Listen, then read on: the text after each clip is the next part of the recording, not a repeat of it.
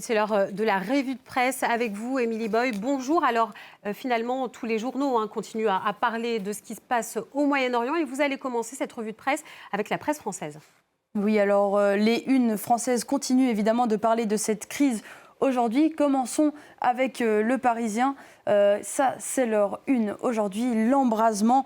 Le journal parle d'un embrasement qui place le monde en état d'alerte. Libération y voit plutôt aujourd'hui un engrenage sur leur une et propose 10 pages spéciales dédiées au conflit qui se régionalise suite à la riposte du Hezbollah et entraîne le Liban dans la guerre. Pour le Figaro, ici, voici leur une ce matin. L'Iran mise sur la stratégie du chaos. Le régime aurait maintenant choisi, je cite, d'embraser le Moyen-Orient pour tenter d'assurer sa survie. Enfin, le journal économique La Tribune aujourd'hui prend un angle plus économique. Évidemment, La Tribune explique que ce conflit est un nouveau test pour l'économie mondiale. Là où l'Europe craint une nouvelle crise du gaz, la Chine, elle, s'inquiète pour son commerce et ses industries. Et Émilie, les actions du Hezbollah ont bien entraîné le Liban dans cette guerre. Oui, effectivement. Allons voir justement au Liban avec le quotidien L'Orient le Jour qui ne mâche pas ses mots aujourd'hui. Le Hezbollah suicide le Liban. Voici une photo d'une explosion après un bombardement israélien à Beyrouth. La réponse israélienne suite aux attaques du Hezbollah aurait fait plus de 50 morts et 150 blessés. Le quotidien s'est d'ailleurs entretenu avec des déplacés libanais qui ne cachent plus leur colère. Je cite, « On arrive à peine à avoir de l'électricité. Pourquoi est-ce qu'on se bat contre Israël et les États-Unis ?» L'Humanité, ensuite, nous propose cet article aujourd'hui, aussi en train de regarder Hezbollah. Il regarde de la stratégie de dissuasion du régime iranien, notamment par ses proxys libanais, irakiens ou même yéménites. Maintenant que ces groupes sont affaiblis et isolés de Téhéran, cet axe de résistance, comme le dit le journal, se trouve dans le viseur de Benyamin Netanyahou. Autre part, les Échos aujourd'hui se concentrent sur la Chine et son rôle pour l'instant assez discret. Le quotidien explique une Chine qui est sur le qui-vive. Ces dernières années, Pékin aurait profité des sanctions contre l'Iran pour se rapprocher du régime, devenant par la suite un important soutien économique et politique. Cette crise donc inquiète les Chinois parce qu'elle complique son approvisionnement en pétrole importé en grande partie de l'Iran.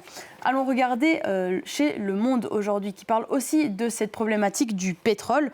Selon le journal, cet or noir voyagerait entre l'Iran et la Chine à bord de pétroliers fantômes. Ces pétroliers font disparaître l'origine de leur cargaison en multipliant les transbordements en pleine mer. Comme vous pouvez le voir dans cette photo ici, tout en veillant à éteindre leurs transpondeurs pour ne pas apparaître sur les radars. Allons du côté des États-Unis avec Vox aujourd'hui en colère contre Donald Trump. Vox explique que c'est les Américains qui vont payer pour cette guerre. Si la Chine ne peut plus acheter de pétrole iranien, alors elle va se tourner vers le reste de l'offre mondiale, ce qui fera exploser le prix de l'or noir au détriment de la population américaine. Et Émilie, vous vouliez nous montrer quelques dessins de presse. Oui, évidemment, les dessinateurs de presse ont été aussi occupés que les journalistes. Commençons avec Newsday. Aujourd'hui, voici leur dessin. Bien qu'une tête de l'hydre iranienne a été coupée suite à la mort de Khamenei, que vous pouvez voir ici en bas, le régime perdure encore. The Times aussi a un cartoon aujourd'hui. Il imagine Donald Trump qui a ouvert cette boîte de Pandore. Dans The Guardian, Trump se réchauffe auprès de ses prix divers et variés, que ce soit le prix FIFA de la paix, le prix Nobel de la paix, mais avec le nom de Donald Trump, ou alors la tête de Khamenei.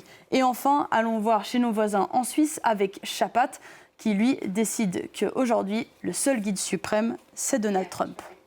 Et donc, éloignons-nous maintenant de l'Iran un moment et revenons en France où vous vouliez nous proposer des articles sur l'affaire Epstein. Oui, bien sûr, il y a un article très intéressant. Après, évidemment, ces 10 pages dédiées à l'Iran dans Libération aujourd'hui. Voici 2 pages dédiées à cette affaire Epstein. Libération est allée à la rencontre de 3 ex-mannequins qui ont témoigné d'un réseau de prédation organisée dans la capitale de la mode. Ici, à Paris, un personnage est pointé du doigt en particulier, c'est Jean-Luc Brunel que vous pouvez voir ici, associé du financier et pédocriminel Jeffrey Epstein. Jean-Luc Brunel était à la tête d'une agence de mannequins ici à Paris. Il aurait été un des recruteurs de filles pour Jeffrey Epstein. Ailleurs dans la presse, il y a également un autre article qui vaut la peine d'être lu dans The Guardian aujourd'hui. Il étudie comment le langage issu des mouvements masculinistes ont infiltré notre langage courant. L'article retrace la popularité du vocabulaire sexiste des incels, c'est-à-dire les célibataires involontaires. Selon le quotidien britannique, les algorithmes des réseaux sociaux ainsi que l'administration Trump auraient propagé ces termes problématiques jusqu'aux documents officiels du Pentagone. Émilie, on finit par l'apparition de l'acteur Jim Carrey qui a suscité pas mal de réactions sur les réseaux sociaux. Alors bien sûr, c'est une affaire qui tourne beaucoup sur les réseaux sociaux. On peut regarder Vogue France aujourd'hui pour cet article. Jim Carrey était-il vraiment au César? C'est la question que beaucoup d'internautes se posent aujourd'hui. La problématique, c'était l'aspect de l'acteur bien aimé, évidemment, qui avait une tête que beaucoup de gens trouvaient un petit peu changée. La rumeur a circulé sur les réseaux sociaux. Est-ce que c'était quelqu'un qui portait un masque? Ça s'est évidemment enflammé, quand une personne a posté cette photo ici, soi-disant avec le masque et les dents de ce faux Jim Carrey. Pour l'instant, le mystère perdure. Merci beaucoup, Émilie. Et il est 9h41.